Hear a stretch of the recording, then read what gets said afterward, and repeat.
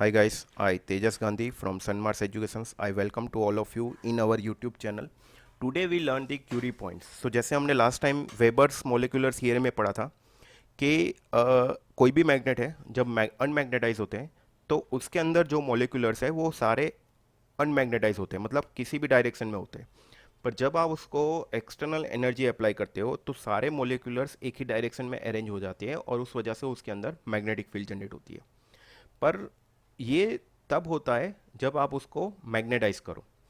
पर किसी भी मटेरियल को, जैसे इलेक्ट्रिक मटेरियल है, मैग्नेटिक मटेरियल है, आप उसको ज़्यादा एनर्जी नहीं अप्लाई कर सकते। मतलब कि वो एक सेचुरेशन पॉइंट होता है उसके अंदर। उस सेचुरेशन पॉइंट के बाद वो क्या हो जाता है, अपनी प्रॉपर्टी चेंज कर देता है। जैसे मान लो कि मेरे पास एक कंडक्टर है, उसकी कैपेसिटी 5 एम्पियर है। अब उसको 5 एम्पियर से जैसे 6 एम्पियर, 7 एम्पियर, जैसे जैसे करंट बढ़ाते जाओगे वो कंडक्टर की प्रॉपर्टी चेंज हो जाएगी। और वो कंडक्टर पहले तो मेल्ट होगा और धीरे धीरे वो मेल्ट होकर अपनी प्रॉपर्टी चेंज कर देगा। वैसे ही कुछ मैग्नेटिक मटेरियल के अंदर होता है। आप उसको जब मतलब हाई एनर्जी अप्लाई करते हो, सेचुरेशन के बाद भी एनर्जी अप्लाई करते हो, तो उस वजह से वो मटेरियल की प्रॉपर्टी चेंज हो जाती है और उसकी जो स्ट्रेंथ होती है, मैग्नेटिक फील्ड स्ट्रेंथ, वो भी डिक्रीज हो जाती है। तो वही आज हम इस क्यूरी पॉइंट के सेशन में देखेंगे। So let's start the today session. Curie point क्या होता है? The material are only magnetic below Curie temperature above which it looses this property. मतलब कि आप किसी भी मैग्नेटिक मटेरियल को बिलो टेम्परेचर, मतलब उसकी जो लिमिट है उसके बिलो टेम्परेचर में आप रखोगे तो उसकी स्ट्रेंथ हाई रहेगी। मतलब उसकी जो पोटेंशियल है उस हिसाब से वो मैग्नेटिक फील्ड जनरेट करेगा। जैसे ही वो अपने क्यूरी टेम्परेचर मतलब क्यूरी टेम्परेचर को उस क्यूरी टेम्परेचर को हम उस क्यूरी टेम्परेचर बोलते हैं जैसे जिस टेम्परेचर पे आपकी मैग्नेटिक मटेरियल की प्रॉपर्टी चेंज हो जाए, मतलब कि मैग्नेटिक फील्ड स्ट्रेंथ क्या हो जाए, डिक्रीज हो जाए, अपनी प्रॉपर्टी चेंज हो जाए, तो उसको हम क्यूरी टेम्परेचर बोलते हैं। अप टू क्यूरी टेम्परेचर उस मैग्नेट की मैग्नेटिक फील्ड स्ट्रेंथ हाई रहेगी, मतलब कि वो अपने पोटेंशियल के हिसाब से मैग्नेटिक फील्ड जनरेट करेगा। This means that by increasing the temperature, the orientation of magnetic moment changes, due to which the ferromagnetic material loses the magnetic property and change to paramagnetic property. जैसे ही आप Curie temperature से ज़्यादा बढ़ाते हो, मतलब temperature जैसे ही आप saturation या तो एक क्यूरी पॉइंट होता है, उस पॉइंट के बाद जैसे ही आप अगर उसको हीट कर रहे हो या तो उसको एक्सटर्नल एनर्जी अप्लाई कर रहे हो, तो वो अपनी प्रॉपर्टी चेंज कर देता है। और उस पॉइंट के बाद उसकी स्ट्रेंथ क्या हो जाती है, डिक्रीज होना स्टार्ट हो जाती है। जैसे मान लो कि कोई फेरोमैग्नेटिक मटेरियल, जैसे हम इलेक्ट्रिक मशीन या इलेक्ट्रिकल डिवाइसेस में ज़्यादातर फेरोमैग्नेटिक मटेरियल यूज़ करते हैं। क्यों? जैसे कास्ट स्टील है, कास्ट आयरन है, ये फेरोमैग्नेटिक मटेरियल है और उसकी रिलेटिव परमिएबिलिटी हाई होती है, ग्रेटर देन 100 होती है। तो उस वजह से वो ज़्यादातर मैग्नेटिक फील्ड या तो मैग्नेटिक फ्लक्स जनरेट कर पा सकता है। तो उस वजह से हम फेरोमैग्नेटिक मटेरियल ज़्यादातर यूज़ करते हैं। तो ये फेरोमैग्नेटिक मटेरियल क्या होता है कि वो अपनी प्रॉपर्टी किस में कन्वर्ट कर देता है, पैरामैग्नेटिक। तो पैरामैग्नेटिक की रिलेटिव परमिटिविटी क्या होती है, 1 से 10 के बीच होती है, जबकि फेरोमैग्नेटिक की 100 ही होती है।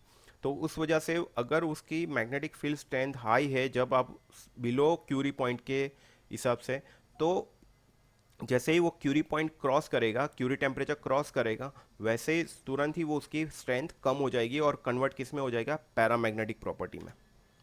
Magnetic dipoles are oriented in random fashion because of which the net effect of magnetic property becomes nil। जैसे हमने बताया था कि अनमैग्नेटाइज कंडीशन में वो उसकी जो मोलिकुलर्स की ओवरऑल मैग्नेटाइजिंग फोर्स होती है वो ज़ीरो होती है। जैसे मान लो Curie temperature of different material, हर मटेरियल की अलग अलग टेम्परेचर कैपेसिटी होती है। जैसे मान लो आयन की, तो 1043 डिग्री मतलब केल्विन के बाद वो अपनी प्रॉपर्टी चेंज करेगा। मतलब कि 770 डिग्री तक उसके ऊपर कोई भी इफेक्ट नहीं होगी, मतलब उसकी magnetic field strength as it is रहेगी। जितनी आपने उसकी जितनी पोटेंशियल होगी उस हिसाब से वो स्ट्रेंथ के हिसाब से वो मैग्नेटिक फील्ड जनरेट करेगा। जैसे ही उसका टेम्परेचर इस अबाउ 770 डिग्री के हिसाब से होगा, उसकी वीकनेस स्टार्ट हो जाएगी, मतलब मैग्नेटिक फील्ड स्ट्रेंथ वीक होना स्टार्ट हो जाएगा और प्रॉपर्टी उसकी चेंज हो जाएगी। जैसे यहाँ पे देख सकते हो आप अलग अलग मटेरियल की, पैरामैग्नेटिक, फेरोमैग्नेटिक, एंटी फेरोमैग्नेटिक, ये सारे मैग्नेटिक मटेरियल है।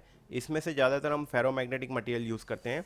और यहाँ पे देख रहे हो कि ससेप्टिबिलिटी वर्सेस टेम्परेचर, इन दोनों के बीच जो आपने प्लॉट की है अलग अलग मटेरियल की कैरेक्टरिस्टिक्स। जैसे यहाँ पे फेरोमैग्नेटिक मटेरियल धीरे धीरे वो वीक हो रहा है और एक पॉइंट के बाद, क्यूरी पॉइंट के बाद, पहले तो वो डिक्रीज हो रहा है मैग्नेटिक फील्ड, क्यूरी पॉइंट के बाद सडनली उसकी जो स्ट्रेंथ है वो वीक हो जा रही, और एक पॉइंट हो जाएगा वो किस में कन्वर्ट हो जाएगा, पैरामैग्नेटिक। यहाँ पे देख रहे हो कि पैरामैग्नेटिक जिसकी कैरेक्टरिस्टिक्स धीरे धीरे मतलब कि एक्सपोनेंशियली डिक्रीज हो रहा है, तो यहाँ पे जैसे वो फेरोमैग्नेटिक में सडनली डिक्रीज हो रही है, तो एक लेवल आएगा जब पैरामैग्नेटिक और फेरोमैग्नेटिक मटेरियल की जो रिलेटिव परमिटिविटी है वो एक जैसी हो जाएगी।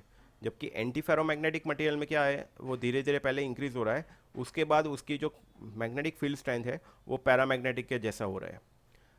यहाँ पे क्या है, magnetic field strength versus temperature. जैसे जैसे आपकी टेम्परेचर राइज हो रहा है, मतलब कि आप मैग्नेटिक मटेरियल को ज़्यादा हीटेड कर रहे हो, तो उसकी मैग्नेटिक प्रॉपर्टी क्या हो रही है, वीक हो रही है। तो उस हिसाब से ये मैग्नेटिक फील्ड स्ट्रेंथ क्या हो रहा है, धीरे धीरे डिक्रीज हो रहा है। जैसे यहाँ पे देख रहे हो आप, पहले एकदम सडनली डिक्रीज हो गया, पर उसके बाद थोड़ा धीरे धीरे हो रहा है। तो यहाँ पे ऐसा ही हो रहा है कि पहले उसकी स्ट्रेंथ थोड़ी कांस्टेंट थी, उसके बाद वो धीरे धीरे डिक्रीज होना स्टार्ट हो गया, और एक पॉइंट आएगा जब उसकी स्ट्रेंथ ज़ीरो हो जाएगी, मतलब कि एक टेम्परेचर के ऊपर उसकी स्ट्रेंथ मतलब मटेरियल कंप्लीटली डीमैग्नेटाइज हो जाएगा। तो उसको हम क्या बोलते हैं, क्यूरी पॉइंट। ये अलग अलग मटेरियल, जैसे हमने बताया कि there are different configurations of magnetic dipoles, जैसे फेरोमैग्नेटिज्म होता है, पैरामैग्नेटिज्म होता है, फेरीमैग्नेटिज्म होता है, और एंटी फेरोमैग्नेटिज्म होता है। जैसे फेरोमैग्नेटिज्म में आप अगर किसी भी मटेरियल को एक्सटर्नली मैग्नेटाइज नहीं कर रहे हो, तो भी उसके अंदर मोलिकुलर इस डायरेक्शन में होते हैं, मतलब कि उसके अंदर जितने भी मोलिकुल्स हैं वो रैंडम फैशन में नहीं होते, ज़्यादातर अलाइन एक ही डायरेक्शन में अलाइन किए होते हैं। एक्सटर्नल मैग्नेटिक फील्ड नहीं देने के बावजूद भी वो एक ही डायरेक्शन में अलाइन होते हुए। जबकि एंटी फेरोमैग्नेटिक में क्या है, सारे मोलिकुलर्स की मैग्नेट्यूड एक ही जितना होता है, मतलब कि मैग्नीट्यूड सेम होता है सारे मोलिकुलर्स का, पर सारे मोलिकुलर्स का डायरेक्शन अपोजिट हो जाता है। उस वजह से उसकी नेट मैग्नेटाइजिंग फोर्स क्या होती है, ज़ीरो होती है। जबकि फेरी मैग्नेटिक में क्या है, हर मोलिकुलर्स का मैग्नीट्यूड और डायरेक्शन अलग अलग होता है। जैसे आप यहाँ पे देख सकते हो कि मैग्नीट्यूड, ये जो डाउनवर्ड डायरेक्शन में एरो जो है मोलिकुलर्स के डायरेक्शन, वो उसकी मैग्नीट्यूड अलग है जो अपवर्ड डायरेक्शन में है, और डायरेक्शन भी दोनों की अलग अलग है। तो नेट मैग्नेटाइजिंग फोर्स कुछ फेरोमैग्नेटिक से कुछ अलग ही मिलेगी। जबकि पैरामैग्नेटिक में है, पैरामैग्नेटिक में भी magnitude as well as direction दोनों अलग होते हैं। तो उस वजह से ज़्यादातर हम फेरोमैग्नेटिक मटेरियल किसी भी मशीन या मैग्नेटिक मटेरियल के अंदर यूज़ करते हैं। क्यूरी टेम्परेचर जो हल, यहाँ पे हमने कुछ मटेरियल्स लिए हैं जो पर्टिकुलर टेम्परेचर तक हम उसकी प्रॉपर्टी चेंज नहीं होती है। तो जैसे मान लो प्योर कोबाल्ट है, तो वो 1115 तक वो मतलब उसकी प्रॉपर्टी चेंज नहीं होती है। आयरन है, निकल है, गैंडोलियम है, तो ये 20 डिग्री तक वो यूज़ कर सकते हैं।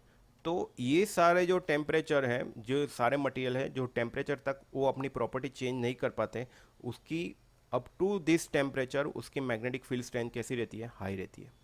So I think all of you understood this Curie point. Thank you for watching my video. Next time we will discuss the Fleming's left hand rule. Thank you.